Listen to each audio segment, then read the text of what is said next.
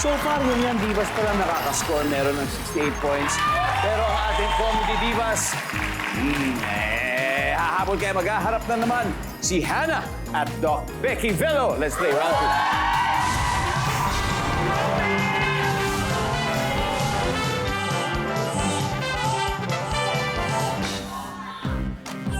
Ano yun?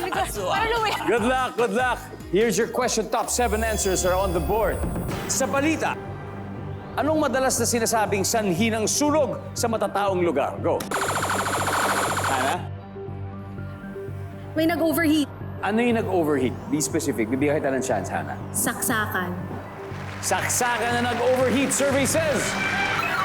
Yun, nandyan. Pero, Becky Velo, pwede ba mas mataas? Sa balita, madalas na sinasabing sanhi ng sulog sa matataong lugar.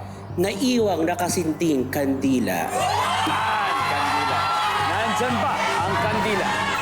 Yes, it's there. Becky Velo, pass or play? Play! Play round 2. Let's go, let's go. Atak! Balita, anong madalas na sinasabing sanhi ng sulog sa matataong lugar, Atak? LPG. LPG! Nandyan ba ang LPG?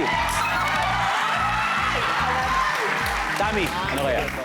Balita, ano madalas sinasabing sanhi ng sunog sa matataong lugar? Naka-jumper ang kuryente. Naka-jumper ang kuryente. Ha. Ito yung mga hindi nagbabayad, yung mga nakikisabit sa kuryente. Petit, sa balita, madalas sinasabing sanhi ng sunog sa matataong lugar. Batang naglalaro ng posporo! Posporo! Nandiyan po ba ang posporo? Yes! 2 more to go, Becky Velo. Sanhi ng sunog sa matataong lugar sa balita. Sa napapanood natin, ano kaya ito? Boom! Atak! Upos na sigarilyo? Yosin, sa sigarilyo. Wala. Wala. One last, Tammy. Wala. Ano pa kaya ito? Sa balita, madalas na dahilan para magkasunog sa matataong lugar. Doble-doble yung linya ng kuryente. Tammy, bibigyan ka namin ng chance. Ipaliwanag mo nga yung sinasabi mong doble-doble kuryente. Anong ibig mo sabihin doon? Yung sabit-sabit na linya ng kuryente. Kasi nagkokos siya ng sunog. Yung nasa labas. Oo, nasa labas. Nasa poste. Okay, Ganun. nasa poste. Nasa labi. Nasa labas. Meron! Ang tawag natin dyan, spaghetti. Spaghetti, oh. Yung mga nakikita natin, spaghetti. Yes! Correct.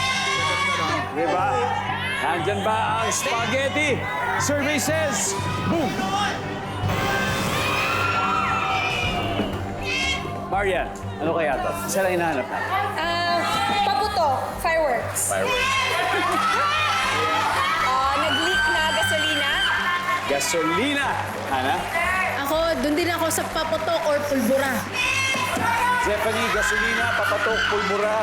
Ano kaya ang sagot mo? Balita sa balita, madalas sinasabing sanhi ng sulog sa matataong lugar. Naniniwala po ako, paputok. Nandyan po ba? For the win.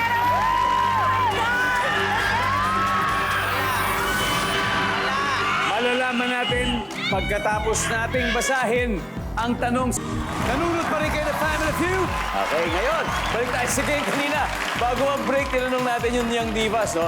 Ano yung madalas na sinasabing sanhi ng sunog sa matataong lugar? Ang sabi nila ay paputok. Kapag tama sila, maaagaw nila ang puntos sa trinabaho ng Comedy Divas. Nandyan po ba ang paputok? Wala! Alright, ano ba yung hindi natin na-gets? Everybody, number 6, please. Gasera. Okay, Gasera. And finally, ito ang top answer. Ano kaya ang top answer natin? Faulty electrical wiring. Iba yun, iba yung spaghetti. Kasi ang faulty electrical wiring po pwedeng nasa loob ng bahay. Di ba, na medyo naka-expose na pala, yung wala na yung goma. Tapos yun yung sanhi ng sabog. At anyway, may scores na po ang dalawang teams. Young Divas, 68 points. Comedy Divas, 59